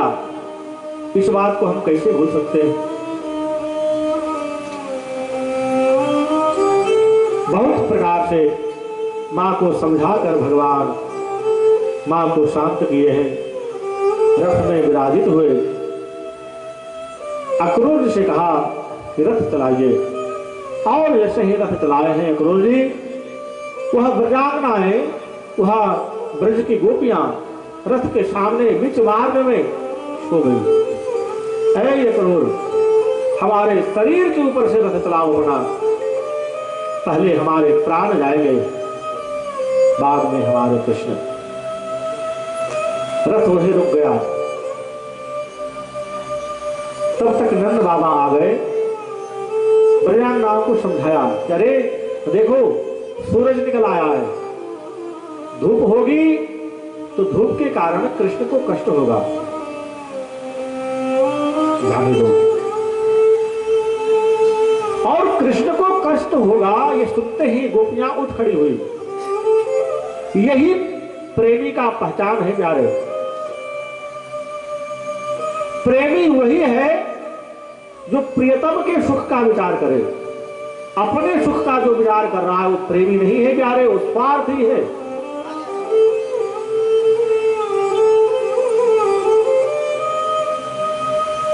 प्रेम में समर्पण करना होता है, कुछ प्राप्त करना है, और किसी से हम प्रेम करें, ये प्रेम टिकाऊ नहीं हो सकता है। प्रेम वही टिकता है जहां समर्पण की भावना हो, त्यागने की शक्ति जहां हो, वो प्रेम टिकाऊ होता है। जब गोपियों को यह पता चला कि कृष्ण को कष्ट होगा, धूप तेज होने से कुछ खड़ी हुई, मार्ग मिल गया, अक्रूर जी ने रथ चलाया। जैसे ही रथ आगे बढ़ा, गोपियां बहुत व्याकुल हुई, कृष्ण नहीं, हमारे प्राण जा रहे हैं। जब तक रथ दूर दूर दूर चला गया, एक टक लगा करके गोपियां देखती रही। अरे अब तो रथ का दिखाई भी देना बंद हो गया। तो रथ की ध्वजा को देखते हुए गोपियां सब वहीं खड़ी रही। धीरे धीरे धीरे उस ध्वजा का भी दिखाई देना बंद हो गया। तो यावत रेणु रथ सिंचन, रथ के दौड़ने के कारण जो धूल उड़ी थी उस रज को देखते हुए, उस धूल को देखते हुए गोपियां वहीं खड़ी रही।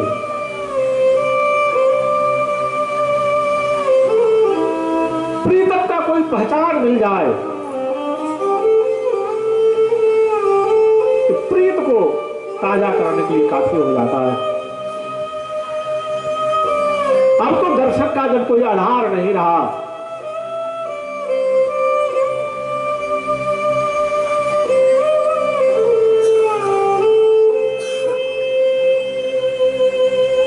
मां यशोदा भी बहुत व्याकुल हुई। तो मां यशोदा को लेकर के सही बलरामाएं वापस आई है। मां यशोदा जब घर में आई तो एक एक चीज को देखती है और कृष्ण की याद आती है। सामने पड़ा उस उखल को देखा, मां की आंखें भर आई। हाँ, इसी उखल के साथ हमने कृष्ण को बांध दिया था। फिर तो सुखदेव स्वामी कहते हैं कि राजन, जब कृष्ण मथुरा गए हैं ब्रज को छोड़कर, तो कृष्ण के वियोग में उस गोकुल में 6 ऋतु नहीं रही, बस एक ही ऋतु रही, वर्षा। जहां देखो कृष्ण के वियोग में बड़े वासियों के आंख से निरंतर कृष्ण प्रेम की वर्षा होती थी। कृष्ण तुम कहां गए? कृष्ण तुम कहां गए?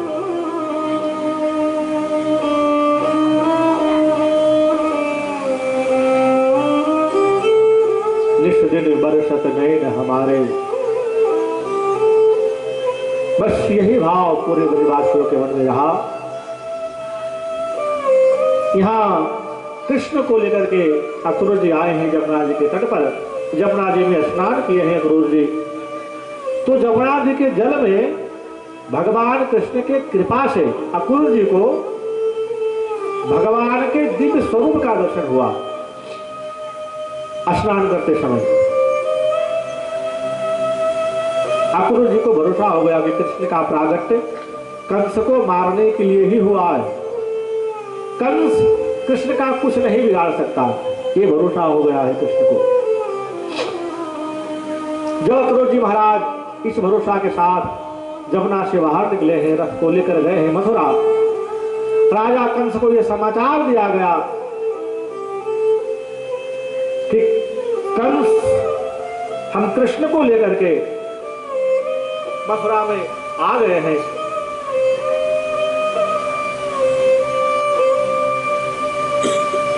बगीचे में हमने आसरा दिया है, निवास स्थान दिया है। तो कंस ने सैनिकों को भेजा कि जाओ खूब स्वागत करना, उसे यह पता ना चले कि हमने कृष्ण को मारने के लिए बुलाया है। खूब स्वागत सम्मान करने लगे।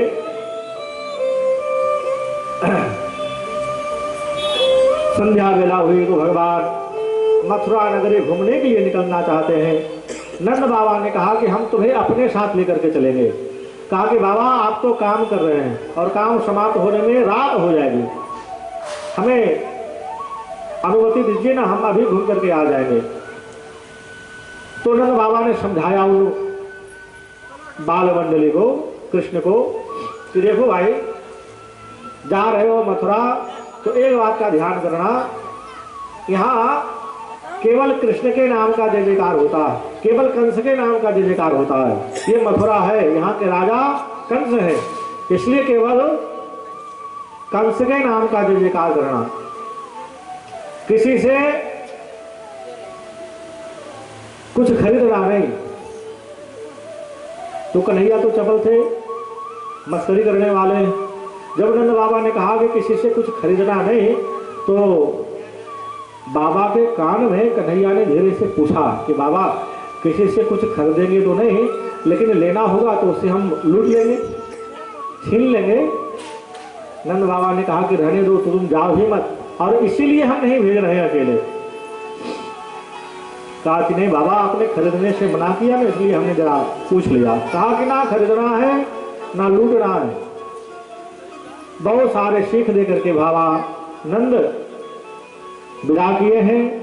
सभी बाल मंडली कृष्ण के साथ मथुरा का दर्शन करने गए, बड़े प्रसन्न हुए और प्रसन्नता पूर्वक जय जयकार करने लगे। आदत थी कृष्ण की जय जयकार करने का। तो उस स्वभाव के स्वरूप सभी बच्चों ने जयघोष किया, श्रीद्वारकाधीश की जय, बाल कृष्ण लाल की जय। सभी मथुरावासी का ध्यान कृष्ण मंडली के ऊपर आया। कह रहे ये मथुरा में कृष्ण के नाम का जय जयकार कौन कर रहा है? देखा तो पता चला कि अरे कन्हैया आज यहां पधारे। सभी मथुरावासी भी बड़े प्रसन्न हुए, कृष्ण के स्वागत सम्मान में लग गए।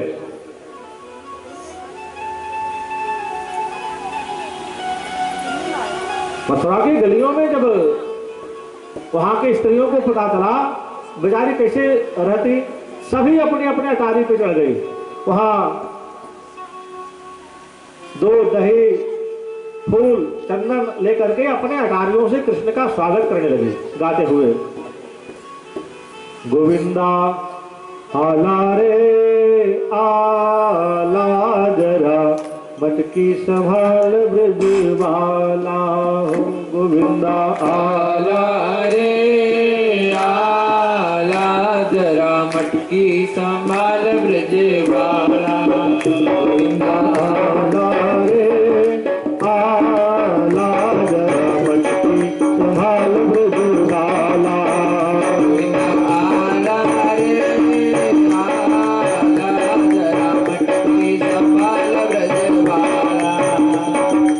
एक दो तीन चार दाऊद दा की जय जयकार। एक दो तीन चार दाऊ दादा की जय जयकार। गोविंदा आला रे आला जरा मटकी संभाल ब्रजवाला। गोविंदा आला रे आला जरा मटकी संभाल ब्रजवाला। गोविंदा आला रे आला जरा मटकी संभाल ब्रजवाला। आला रे आला जरा मटकी संभाल ब्रजवाला। पूरे नगर में वातावरण इस प्रकार से व्याप्त हुआ है। सारे मथुरावासी भी कृष्ण का जय जयकार करने लगे हैं। कंस के सैनिकों को जब यह समाचार मिला, जहां धनुष यज्ञ रखा गया था भगवान वहां गए हैं। धनुष यज्ञ के रक्षा में रहे सैनिकों को भगवान मारे हैं। जो कुछ सैनिक बचे जान बचाकर भागे। राजा कंस के पास समाचार दिए हैं कि महाराज धनुष टूट गया है। सुनकर के कंस बड़ा भयभीत हुआ। दूसरे दिन यज्ञ के उपलक्ष्य में मल कुश्ती का आयोजन किया गया था। कंस ने सोचा कि कुश्ती के बहाने कृष्ण को मरवा ही देंगे। सल तोसल मलों के द्वारा कृष्ण का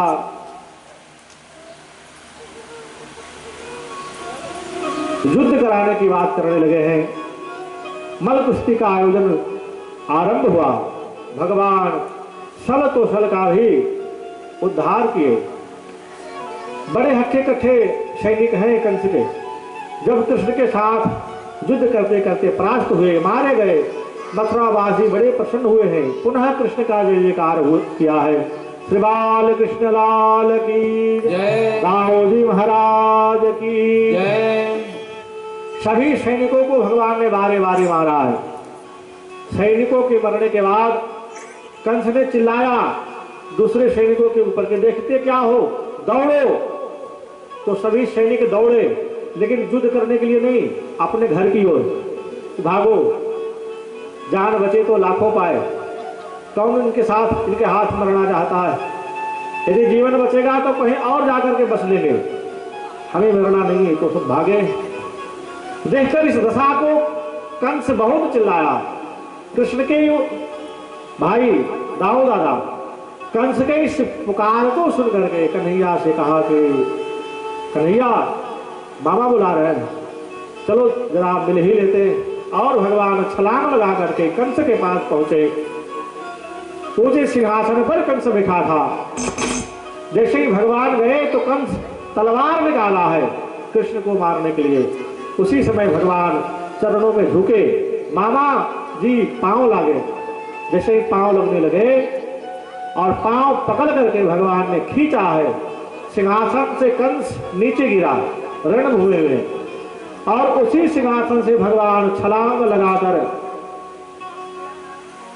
कंस के सीने पर पधारे हैं, कूदे हैं, और कंस के सीने पर बैठे हुए भगवान एक वज्र मुष्टिका जैसे ही प्रहार किए हैं, निकल गया कंस का प्राण, और हुई सभा में जय जयकार, बोलिए बाल कृष्ण लाल की जय, सुदाऊ जी महाराज की जय। कंस मारा गया। राजा है ना, बिना राजा के राज टिकता नहीं, इसलिए अब उग्रसेन महाराज को पुनः राजा बनाया गया। कंस के पिताजी हैं उग्रसेन जी महाराज। उग्रसेन महाराज राज दिए नहीं थे, राजा कंस को छीन लिया था। किसी किसी को सत्ता की इतनी भूख होती है तो पिता से भी सत्ता छीना था। भगवान कंस को मारने के बाद पुनः उग्रसेन महाराज को राजा बनाए। समय बीता और ग्वाल बाल को विदा किए, तुम जाओ ब्रज वापस, हम अभी कुछ दिन यहाँ रहेंगे, उसके बाद वापस आ जाएंगे। बड़े उदास मन से कृष्ण हमारे साथ नहीं जा रहे हैं, इस उदासी के कारण निराश होकर के ब्रजवासी वापस गए। यहाँ देवकी वसुदेव के साथ कृष्ण रहने लगे। सांदीपनि ऋषि के आश्रम में भगवान को विद्या अध्ययन करने के लिए भेजा गया। 64 दिनों में भगवान सभी विद्याओं को प्राप्त किए। वहीं एक ब्राह्मण का बच्चा जिसका नाम है सुदामा, उनके साथ मित्रता हुई गुरुकुल में, जिनकी कथा हम लोग कल सुनेंगे।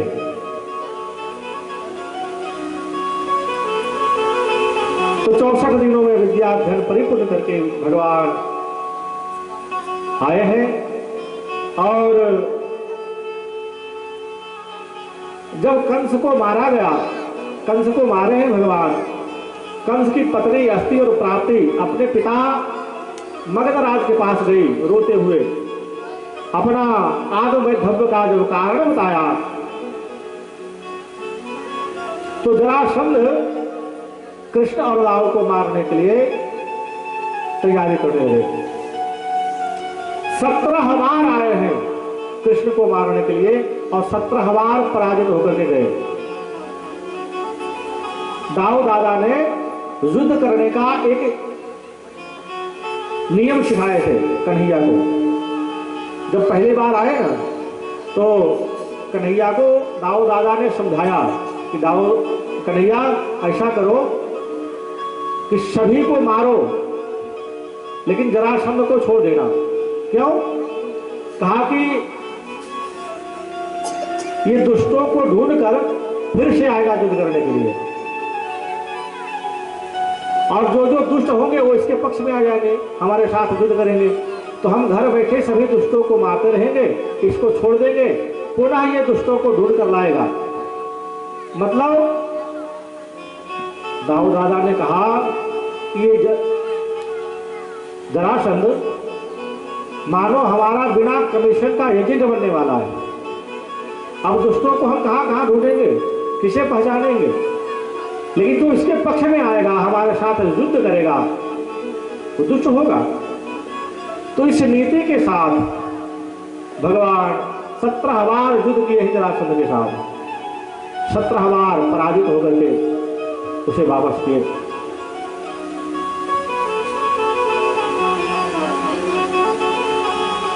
सत्रहवीं बार जब युद्ध करने के लिए आ रहा था तब तो धर्म का आश्रय लिया है।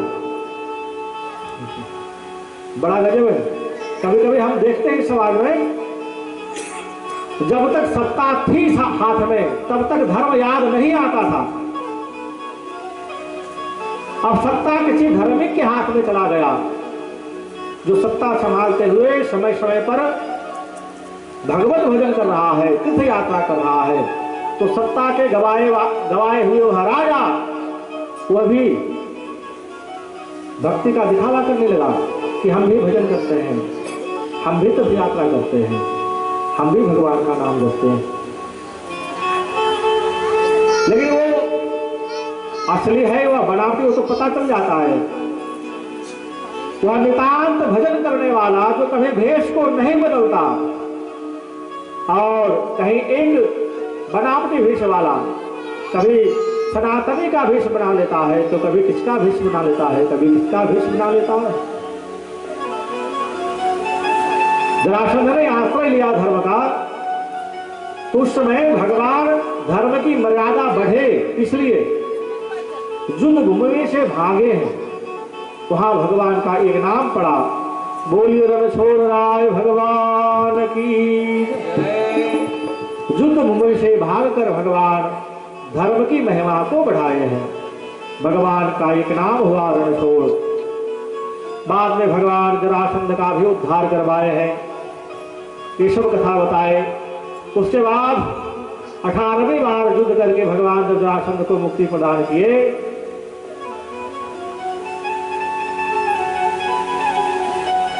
आराम से भगवान विश्राम कर रहे थे। दाऊ दादा ने कहा कन्हैया अब क्या करना है? तो कन्हैया ने कहा कि दाऊ दादा ये 18वीं बार हमने युद्ध किया है, थोड़ा विश्राम करने दो ना, थोड़ा समय आराम का रहने दो, शांति का रहने दो। हाँ तो क्या करोगे? तो भगवान ने कहा कि फिर घर गृहस्थ भी बसा लेंगे, शादी विवाह भी कर लेंगे। अरे सारी जिंदगी झगड़ा करना है क्या? जाके घर गृहस्थ भी बसाना है? दाऊ दादा ने कहा कि हाँ हाँ ये गृहस्थ जीवन का झगड़ा भी बड़ा महत्व का होता है, तो अब गृहस्थ जीवन में भी प्रवेश करना चाहिए, उसका भी आनंद लेना चाहिए। तो सबसे पहले दाऊ दादा का विवाह, क्योंकि दाऊ भैया बड़े हैं ना भगवान कृष्ण से, तो सबसे पहले दाऊ जी का विवाह रेवत राजा की पुत्री रेवती के साथ संपन्न हुआ। और भगवान यही प्रतीक्षा कर रहे थे कि आप जल्दी से निपटिए ताकि हम श्री गणेश करें, क्योंकि दाऊ जी का तो एक ही विवाह करना है और भगवान श्री कृष्ण का 1, 2 और 10, 5 नहीं 16,108। तो यहां तक भगवान कृष्ण प्रतीक्षा कर रहे थे कि किसी तरह से बड़े भैया का मामला निपटे तो हम श्री गणेश करेंगे। समय आया और दाऊ जी का विवाह रेवत राजा के पुत्र रेवती के साथ संपन्न हुआ। और अब भगवान गृहस्थ जीवन में प्रवेश करने के लिए सबसे पहले रुक्मिणी का पानी ग्रहण किए हैं। मां रुक्मिणी अपने परिवारजनों से संत महापुरुषों के द्वारा भगवान की कथा सुन करके अपना मन प्रभु में जोड़ रखी थी। मन से प्रभु को पति के रूप में प्राप्त कर चुके थे, लेकिन परिवार वालों ने संबंध निश्चित किया शिशुपाल के साथ। रुक्मिणी को भाया नहीं, तो रुक्मिणी ने एक प्रेम की पाती लिखी है कृष्ण के पास, एक ब्राह्मण को दिया। ब्राह्मण लेकर गए, पढ़कर सुनाया। उसमें लिखा था श्रुत्वा गुणान भुवन सुंदर सुनबताम ते। हे भुवन सुंदर, हे त्रिलोकी के मालिक, श्रुत्वा गुणान भुवन सुंदर सुनबताम ते। हमने आपके गुण की जो चर्चा सुनी है ना, हमने जो आपकी महिमा सुना है, उस महिमा को सुनकर मैं आपको बर चुकी हूं, हम आपके हो गए हैं, इसलिए आप भी हमें स्वीकार करिए। आप पुरुष सिंह हैं और पुरुष सिंह का भाग मैं रुक्मिणी हूं। किसी पुरुष सिंह का भाग कोई सियार लेकर के जाए, ये शोभा नहीं देता। आप आइए और हमारा हरण करिए, हमारा वरण करिए, हमारे साथ विवाह करिए। आगे मां रुक्मिणी ने लिखा कि यदि आपको अपने बल में भरोसा है तभी आइएगा, क्योंकि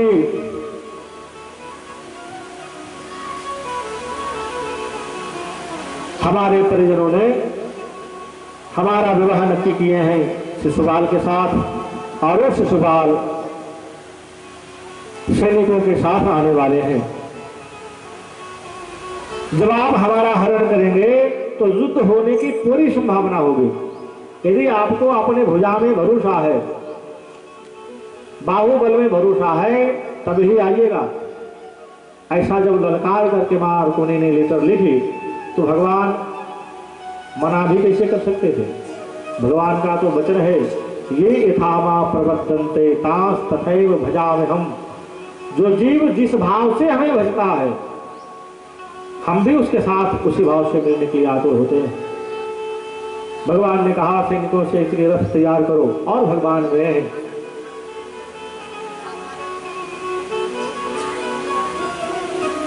विवाह विधि की बेला हो गई थी, शिशुपाल मंडप पहुंच चुका था। भगवान ने कहा कि शिशुपाल को जाने दो मंडप, हम चले मंदिर में, क्योंकि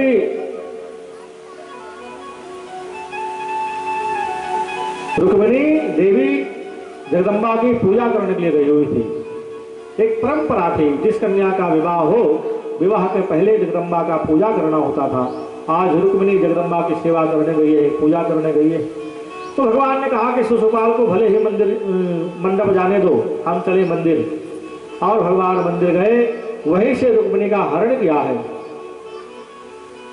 रुक्मिणी जगदम्बा की सेवा कर रही थी, पूजा कर रही थी, पूजा कर रही थी जगदम्बा की, लेकिन उस जगदम्बा की मूर्ति में भी कृष्ण का दर्शन हो रहा था। ये प्रेमी का पहचान है। कृष्ण की सेवा, कृष्ण की भक्ति,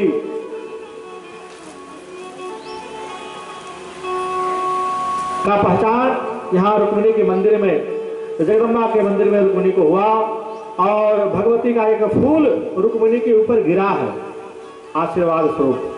हम आप सबको एक बात बता दें, जब कभी आप लोग अपने घर में कोई पूजा पाठ करते हैं ना, कोई योग यज्ञ जब तब करते हैं, और चढ़ाए हुए फूल यदि गिरे, तो आप ऐसा मत समझिएगा कि भगवान रूठ रहे हैं, नहीं प्यारे।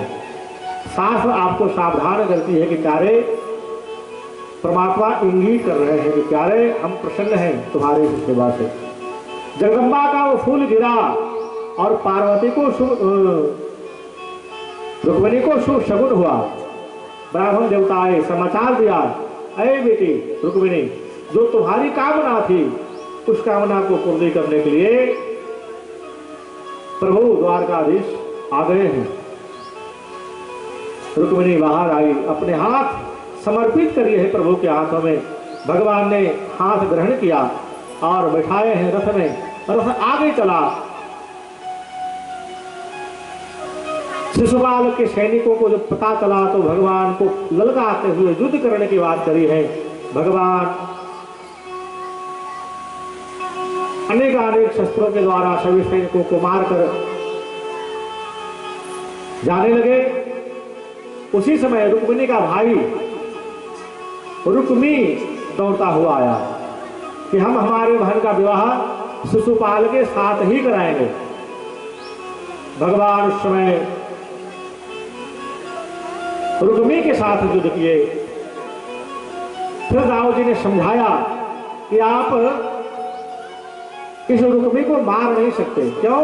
बोले आपके सालाजी होने वाले हैं, युद्ध किया है, विक्षेप किया है, तो दंड दीजिए, लेकिन इसे मार नहीं सकते। तो भगवान कुरूप बना करके आधे सर का बाल निकाल दिए और आधे मोछ निकाल करके रुक्मी को छोड़ दिया कि हमारे विवाह का निशान, हमारे विवाह की पहचान है तुम्हारा। आधे सर का मुंडन करा करके भगवान ने उसे छोड़ा। फिर रुक्मी संकोच के कारण अपने नगर तो नहीं गया, भोजगढ़ नाम का शहर बसा करके वहीं रुक्मी रहने लगा। और भगवान अपने दुल्हन रुक्मिणी को लेकर के आए हैं कुंदिनपुर, और कुंदिनपुर में भगवान द्वारकाधीश और वहाँ रुक्मिणी का मंगल विवाह विधि संपन्न हुआ। आइए हम सब भी माँ रुक्मिणी के रूप में यहाँ तुलसी जी विराजे हुए हैं और दुल्हा द्वारकानाथ के रूप में भगवान श्री कृष्ण विवाह की प्रतीक्षा कर रहे हैं। और बेला भी तुलसी विवाह का ही चल रहा है ना।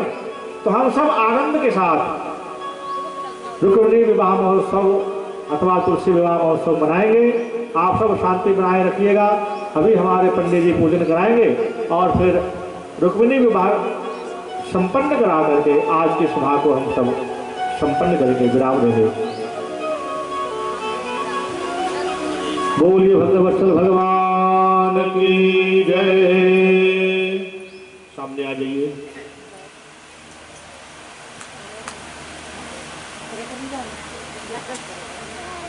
ये